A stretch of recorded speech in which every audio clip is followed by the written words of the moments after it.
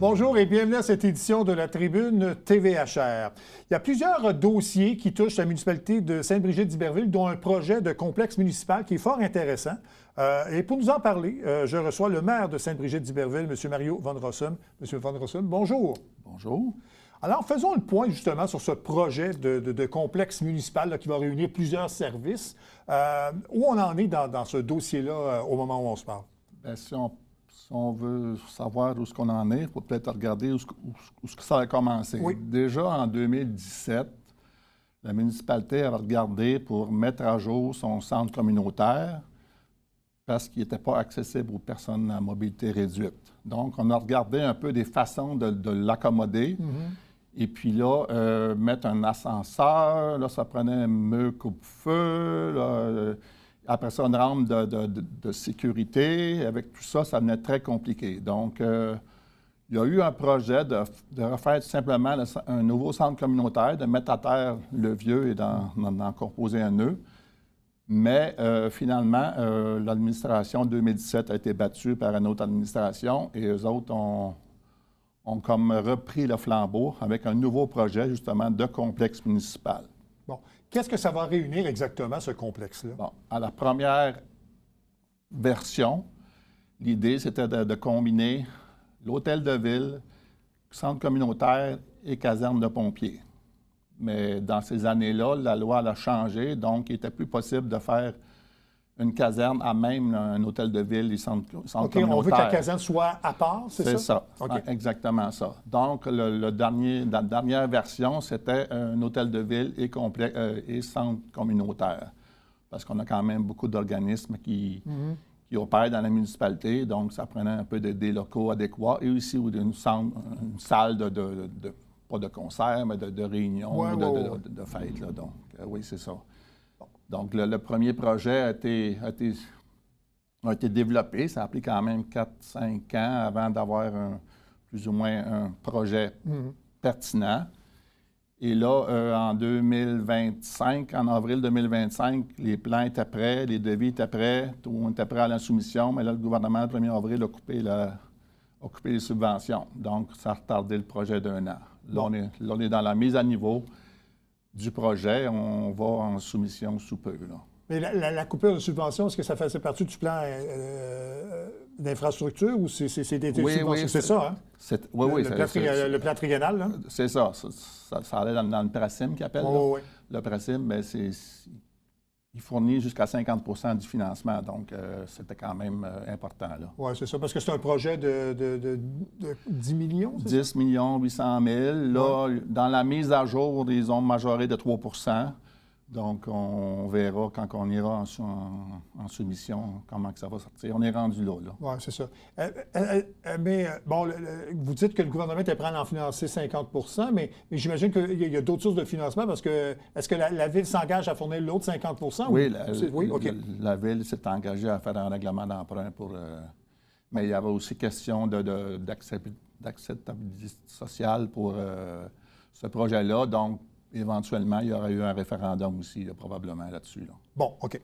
Mais à ce moment-là, le projet, il est là, il existe, on veut aller de l'avant si on obtient les subventions nécessaires, c'est ça? Si on obtient une subvention et si le prix n'est pas trop élevé aussi, là, parce que là, je ne sais pas si vous savez, mais l'inflation est un peu omniprésente dans beaucoup de choses. Et même plus que ça. Là. Oui, c'est ça, parce que plus on attend, évidemment, plus les coûts risquent d'augmenter. Donc, ça va devenir plus difficile de financer le projet. Oui, puis on a beaucoup d'autres projets en plus là, qu'on doit travailler dans le fond, là, parce que là, on a la caserne de pompiers qui est pas mal désuète. Il y a des camions qui sont en commande, ça prend 2 ans, 3 ans. Mais notre caserne ne peut pas l'accueillir. Donc, il va falloir faire des rénovations ou des mises à jour pour la caserne également. Après ça, bien, on a nos infrastructures qui ont été faites au début des années 2000. Bien, ils s'en viennent peut-être ils ont besoin d'amour. Et aussi, on a encore la chance d'avoir une petite zone blanche qu'on peut développer. Donc, si on veut être capable de desservir cette zone-là, il faut mettre à jour et en même temps augmenter un petit peu la capacité. Oui, exact. Pour revenir au projet, donc, là, le gouvernement a pris la décision de ramener le projet dans le plan triennal d'infrastructure? Oui. Oui? OK. Oui. Oui. Donc, ça va aller de l'avant. Ils ont pris comme une année sabbatique, là. Vous savez, les finances provinciales, c'est pas évident non plus, là. Donc, ils ont pris une année sabbatique. Là, ils nous ont remis ça à jour. Ils avaient prévu 1 an, mais finalement, ils ont remis ça à jour en décembre, quelque chose comme ça. Mais là, c'est ça, le temps de mettre notre projet à jour avec les nouveaux chiffres puis tout ça, là, on serait prêt cette semaine probablement d'aller en soumission, là. OK. Et idéalement, là, dans le meilleur des mondes, Sainte-Brigitte aura un nouveau complexe quand? Bien, les soumissions, habituellement, ça dure 4 semaines, 6 semaines. Après ça, bien, là, il faut les lire, ces subventions, ces soumissions-là. Puis là, il faut les évaluer. Et après ça, s'ils sont conformes. Après ça, bien, il y a toujours le processus de potentiel référendaire qui peut s'ajouter. Donc, je pense pas qu'on va voir le complexe avant l'automne. Les débuts des travaux ne seront pas avant l'automne. Oui. OK. Mais est-ce qu'il y aura un référendum, peu importe la décision qui sera prise, pour avoir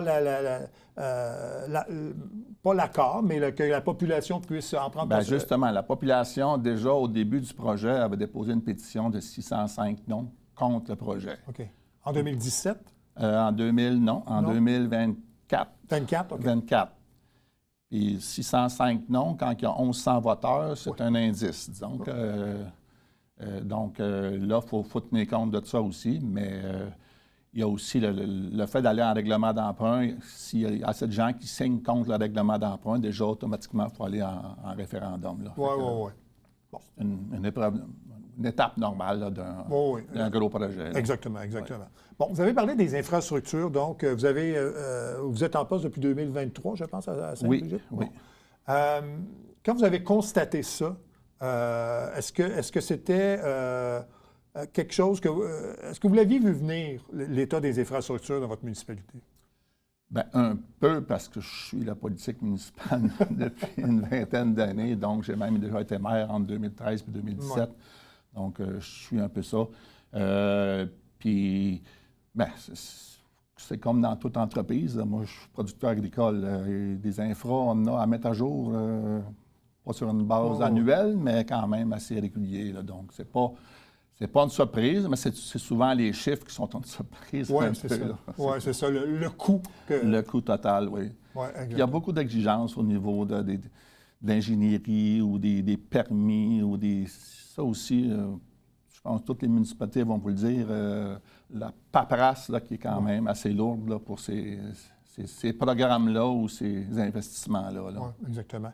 Et parlons aussi du parc industriel agroalimentaire que vous avez à Sainte-Brigitte. À Sortie 48. Oui, c'est ça. Oui. Bien, ça, c'est arrivé je pense en 2020, genre 2018-2020. C'est un investisseur qui avait déjà plusieurs chambres froides ou des réfrigérateurs qui étaient en opération. Et ce terrain-là était déjà en vente, mais il y avait la question de CPTAQ, donc la protection du territoire agricole. Exact. Mais là, étant donné que c'était quand même dans le domaine agricole, les aliments congelés, ils ont permis la construction. Là, ça a été vendu à l'automne 2025 à une compagnie américaine qui s'appelle Lineage. Mm-hmm. Et eux autres ont des projets d'expansion. Là, présentement, il y a 2 gros frigidaires ou congélateurs, puis ils veulent en bâtir un autre qui serait aussi gros que les 2 ensemble. Donc, ça promet. Puis ça, c'est prévu pour fin 2026, début 2027. Là. C'est quand même 3 gros dossiers, ça, ces choses-là, pour une municipalité comme Sainte-Brigitte, quand même. Hein, Oui, puis après ça, on peut parler des éoliennes. Ben un projet aussi, non? Oui, tout à fait. J'y arrivais. OK. Bien, ça aussi, les éoliennes, c'est notre coop régionale d'électricité de Saint-Jean-Baptiste, qui est sur notre territoire, qui a répondu à un appel d'offres d'Hydro-Québec pour installer un parc de 100 MW.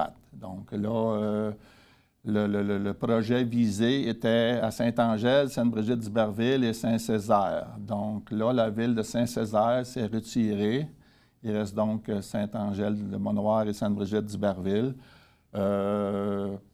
Dans la proposition, normalement, Sainte-Brigitte aurait 11 éoliennes et Saint-Angèle 4, pour un total de 15 pour produire le fameux 100 MW. Là. Ouais. Mais on a eu des rencontres avec eux la semaine dernière et il y a quand même quelques retards dans leur échéancier. C'était prévu pour début construction fin 26 pour mettre en marche en fin 27. Là, on parle de 18 à 24 mois plus tard, probablement. Là. Bon. Mais le projet, normalement, devrait se réaliser. Là. Mais est-ce qu'il y a des... Je sais qu'à Saint-Césaire, il y avait beaucoup de réticence de la population. Est-ce qu'à Sainte-Brigitte, ça réagit quand même assez bien, ce projet-là? Oui, il y a un peu de résistance ou de réticence, comme vous le dites, là. Mais de façon générale, je pense que la population est quand même en accord. Mais vous savez, c'est partout pareil. On n'est pas jusqu'à temps qu'on l'ait dans notre cour. C'est ça, le fameux pas dans ma cour. Oui, c'est un peu ça, mais je pense que si on veut donner un peu de résilience à notre système électrique, de l'avoir proche, c'est déjà un avantage aussi. Là. Puis la coop, ça a été un bon citoyen. Donc, je pense qu'on a mis les chances de notre côté. Oui, c'est bon qu'on fasse la mise à jour parce que j'avais reçu justement le président de la société l'année passée pour nous parler de ce projet-là. Alors, c'est bien qu'on fasse le point. OK. Bien, M. Van Rossum, merci beaucoup d'être venu nous parler de ces projets-là. Et puis, ça a été fort sympathique et puis j'espère qu'on va reprendre ça bientôt. Ça fait plaisir. Merci. Alors, on fait une courte pause et on revient tout de suite après.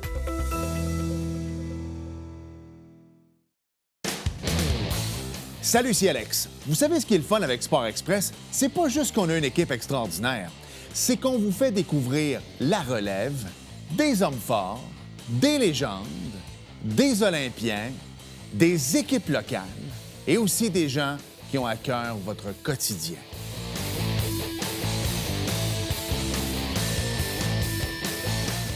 On se voit cette semaine.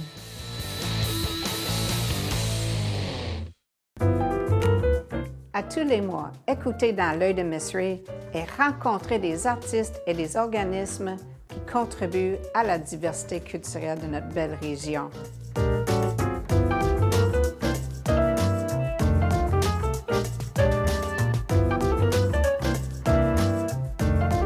Ensemble, nous gardons l'art vivant. À tous les lundis, 18h30, sur les ondes de TVHR.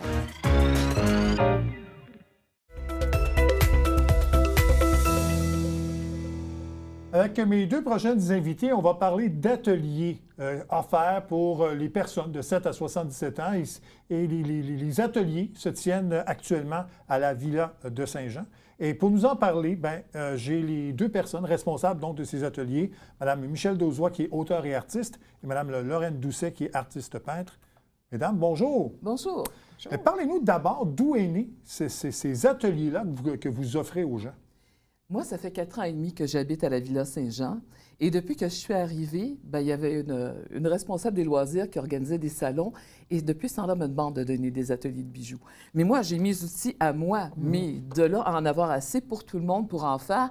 Mais cette année, j'ai fini par accepter et de donner également l'atelier d'écriture. Alors, quand elle m'a demandé « Est-ce que tu connais une artiste pour donner aussi les ateliers d'art? » Eh bien, voilà. Bon. Alors, c'est comme ça que je suis entrée en communication avec Lorraine. Bon. Puis comment ça se fait, ces ateliers-là, pour les gens? Donc, vous les initiez à ce que vous faites, c'est ça? Exactement, différentes disciplines. Aujourd'hui, on avait justement un atelier d'art. Je ne sais pas, Lorraine, si tu veux montrer un petit peu des exemples. On travaillait sur le tracé des arbres et sur la peinture des arbres. Alors, Lorraine donne des ateliers à toutes les 2 semaines. Le premier lundi du mois et le 3e. Voilà, à peu près. Ouais, c'est ça. On a fait de l'aquarelle, on a fait de l'acrylique, on a fait du crayon. Je veux dire, en fait, j'ai fait des exemples pour le plaisir, finalement, avec différents médiums, différentes façons de le faire. Et tout simplement, les gens arrivent, s'installent. Jasent un peu. En fait, au tout début, on dit toujours on a 3 ans. Mm-hmm. Parce que c'est toujours stressant quand on a déjà un peu dessiné, ça va, mais quand on faisait ça quand on allait à l'école, des fois, c'est un petit peu plus compliqué, mais c'est tellement pas. Fait qu'à 3 ans, on peut faire n'importe quoi. Fait qu'on commence par faire un peu n'importe quoi, mais ça fait toujours. C'est dommage que j'ai pas... On n'a pas de photo de ce qui s'est fait aujourd'hui, mais c'est pas grave. C'était vraiment, vraiment le fun. Bon, c'est ça. Mais ça donne quand même une petite idée. Et vous, ben, c'est plus les bijoux et l'écriture. Et l'écriture, c'est ça. Donc, les derniers ateliers, pour moi, vont se donner en mai. Alors, jeudi, le 21 mai, ce sera écriture. Là, on va travailler davantage sur le style. Alors, comment je livre un texte, avoir une attaque intéressante, que les gens aient envie de continuer de lire justement ce qu'on a écrit. Et le 29 ou le 30, selon la journée où il y aura le plus d'inscriptions, vendredi ou samedi, ce sera le dernier atelier de bijoux. Alors, on s'en va sur des petites choses mignonnes, simples, faciles pour l'été. Alors, je travaille beaucoup avec le verre en ce moment parce que je trouve ça plus joyeux pour l'été. Donc, les gens peuvent faire des bracelets, des boucles d'oreilles. Ça, c'est un petit exemple que j'avais du dernier atelier. Alors, on y va en toute simplicité. Alors, les gens ont beaucoup apprécié de travailler avec les chaînes. Tu vois, ça, j'en ai un exemple. Il y a simplement un pendatif. Donc, on peut choisir une breloque, on peut choisir une pierre qu'on aime, le faire à son goût pour soi ou pour d'autres aussi. Ouais. Parce qu'un bijou, c'est toujours apprécié, ça s'offre très bien. Puis comment est la réaction? Parce que vous vous adressez à des gens qui n'ont peut-être jamais fait d'art de leur vie. Là. Comment ça se passe? Bien, la porte d'entrée, c'est justement d'avoir 3, 4, 5 ans quand on commence. Ouais. Puis aussitôt qu'on a mis de la couleur. Tu sais, la couleur, ça fait du bien, là, c'est curatif. Puis on est souvent étonné, tu sais, faire un arbre. Ouais, mais je sais pas faire un arbre. Ben oui, tu sais, j'en fais, tu sais, je suis là avec des crayons, avec... Ah, c'est juste ça. Ben oui, c'est juste ça. On va mettre la lumière de ce... Ah, on va mettre la lumière d'un bar. Ben oui, OK, on essaye. Mais après ça, comment tu fais les feuilles? On n'est pas obligé de les faire une par une. On fait des taches un petit peu plus foncées. Ah, c'est trop foncé, on enlève. C'est tellement simple, c'est tellement, tellement adorable. Bon. Là, on parle des ateliers donc, qui se passent à la Villa Saint-Jean, mais vous en avez fait plusieurs ateliers. Ce n'est pas les premiers que vous faites. Moi, c'est un retour. OK, c'est un retour. Je pensais que j'avais fini d'enseigner. J'ai pris ma retraite en 2019, mais c'est ça. On s'est dit pourquoi pas, pendant qu'on peut le faire, de transmettre aussi nos connaissances et nos savoirs. Mais en juin aussi, je m'en vais à Chambly, à la Galerie de Mystery, où je vais donner des ateliers sur ces modèles-là également. Puis, je vais à la journée pour l'été et on verra ensuite à l'automne où on ira tout simplement. Et quand les gens ne sont pas capables de le faire, bien, je le fais pour eux. Parce que la base est simple. C'est des perles à pincer, des perles à tourner, mais il y a des gens qui ont de la difficulté avec leurs mains ou il y a des gens qui ne sont pas habiles. Alors, je le fais à ce moment-là pour eux. Et j'ai même des petites bases de bracelets qui sont déjà faits, que les gens ont simplement à installer une petite breloque dessus.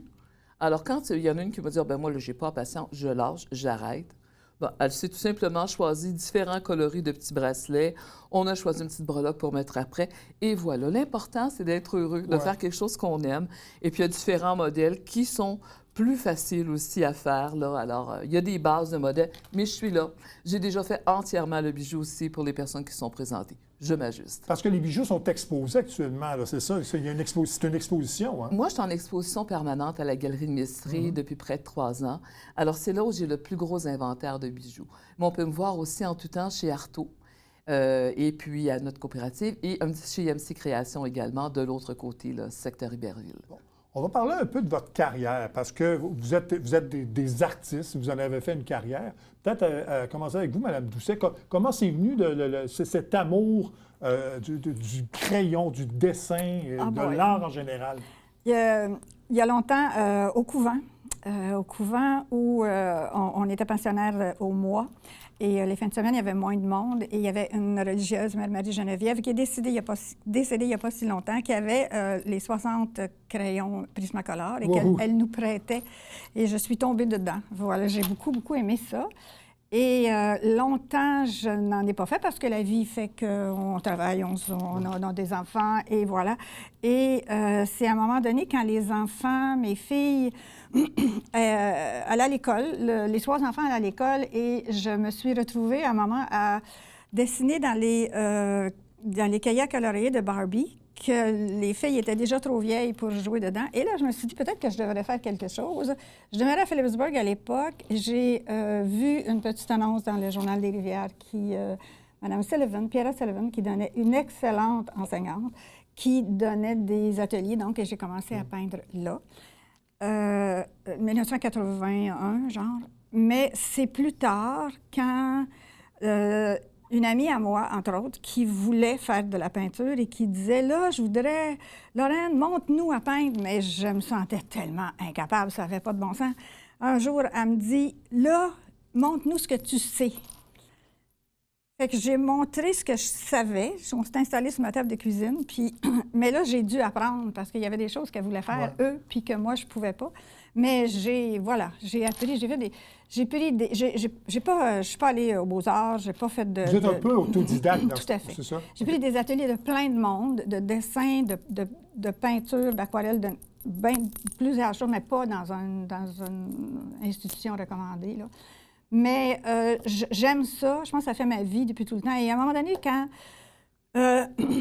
tu sais, j'ai donné des cours pendant 23 ans. J'ai arrêté, parce que mon mari était malade. C'était juste... et je me suis ennuyée de partager ça. Ça fait tellement bien. Ça me fait plus de bien à moi qu'au reste du monde. Hein. C'est très égoïste ce que je fais là. Et voilà, j'ai la chance, quand Michel m'a un peu ouvert la porte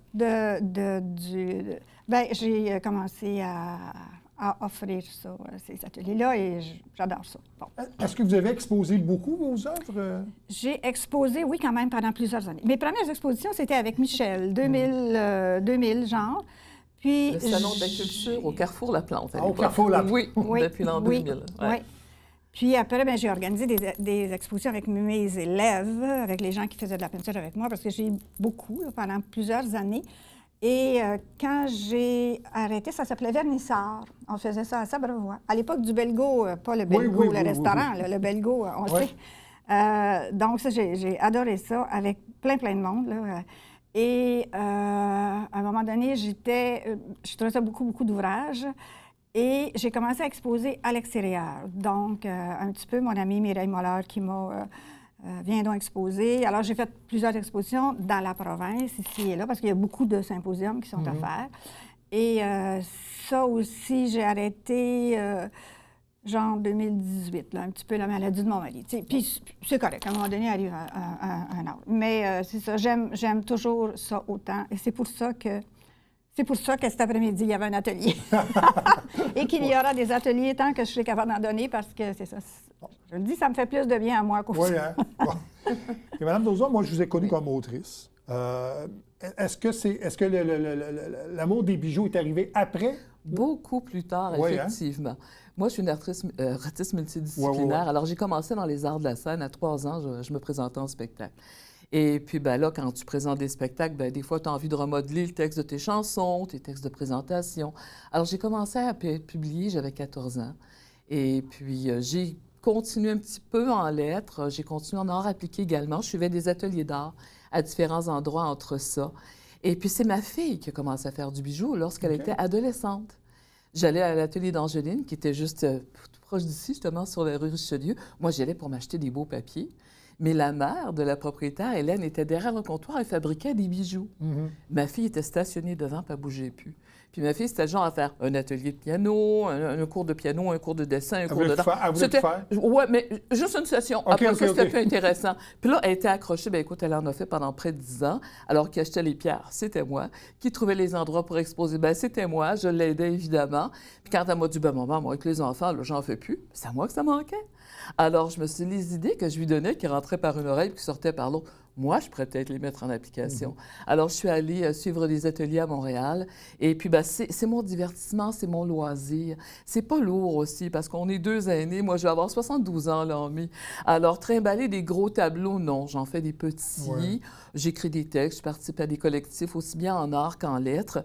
Mais le bijou, ça m'amuse. Et là, j'ai travaillé surtout avec des pierres de verre très colorées pour l'été.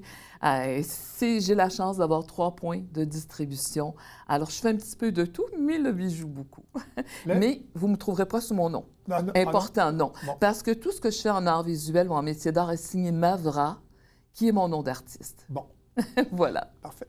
Comme je le mentionnais, moi, je vous ai connue comme autrice. Vous avez même en disqué, je pense. Oui. Et votre œuvre est surtout basée sur les Premières Nations. Ou en tout cas, une partie de vos ouvrages. Oui. Qu'est-ce qui vous inspire là-dedans? Mon grand-père. Ah. Mon grand-père était un cri de la baie James. Alors, j'ai toujours écrit des choses positives d'abord. Ça, pour moi, c'est très important. Alors, de la pensée positive, des poèmes, des chansons, mais les Premières Nations, parce que maintenant, aujourd'hui, c'est au programme, c'est merveilleux. Mais à notre époque, on ne nous apprenait rien sur les Premières Nations ou pas des très belles choses. T'sais. Alors, pour moi, c'était important, en sachant que mon grand-père, je suis donc métisse, était des Premières Nations, de savoir c'était qui. Parce que moi, j'ai vécu avec les Blancs comme une Blanche toute ma vie avec ma mère. Mon père est décédé avant ma naissance. Mais je voulais savoir qui c'étaient ces gens-là, quelles étaient leurs traditions, leur art, leur façon de travailler. Et j'ai donné plusieurs conférences aussi et des spectacles, entre autres en 2008, parce qu'on est allé à Québec pour le 400e de Québec, pour donner des spectacles également dans ce sens. Alors, ça a été des contes, des légendes, des chansons, de la musique également. Et puis, ben, c'est ça, ça fait partie de mon bagage tout le temps. Puis est-ce que vos bijoux peuvent s'inspirer de ça? Il y en a. Pas aujourd'hui, mais chez Artaud, en ce moment, j'ai des belles pointes de flèches qui sont taillées à la main, qui reproduisent justement les arts traditionnels, des belles pièces montées sur du cuir. Alors, j'en ai presque toujours quelque part en exposition. Pour moi, c'est important. Bon, il nous reste 1 minute. Donc, là, vous tenez des ateliers donc, à la Villa Saint-Jean, mais est-ce que, parce que c'est populaire, là, ça fonctionne bien, je sais que vous voulez demeurer active. Est-ce que vous souhaitez en faire ailleurs de ce genre d'atelier-là? Vous êtes ouverte à ça? J'ai jamais pensé, mais... Bien, j'ai jamais pensé. Je veux dire, oui, je suis ouverte. Il faudrait juste voir. Ouais. Oui, je suis ouverte, effectivement. C'est une bonne question que vous me posez là. Parce que la réaction des gens est bonne, là. Ah, la réaction des gens... Tellement, tellement. C'est tellement agréable. Oui, puis pour une certaine clientèle aussi, ça peut éveiller des choses, parce que souvent, on pense qu'on n'est pas créatif, mais on l'est dans le fond aussi. Si on prend la bonne matière et le... Voilà. Oui. Et juste le temps et pas trop se demander, pas trop être parfait, là. Oui, c'est ça, c'est ça. Alors moi, dans mon cas, ben, j'ai commencé parce que je suis déjà le 13 septembre, pas le 13, désolé, le 13 juin, on va attendre le mois de septembre, on va passer l'été un peu, à la Galerie de Messray à Chambly. Alors, donc, je me suis développé une technique pour que ce soit simple, parce que j'ai énormément de pierres, j'en ai pour en fabriquer au moins 300 ans. Alors, il faut donc que j'apporte un bagage réduit, et à compter de juin, ce sera à la Galerie de Messray, où je fais aussi des activités à ta mesure. Je crée sur mesure pour les gens, ou j'ajuste sur mesure aussi. Mesdames, merci beaucoup d'être venues nous en parler. Et puis, longue vie à vos ateliers. C'est vraiment très intéressant. Merci beaucoup. Merci à toi. Ça complète cette édition de la Tribune TVHR. J'espère que ça vous a plu, mesdames, messieurs. À la prochaine. Au revoir.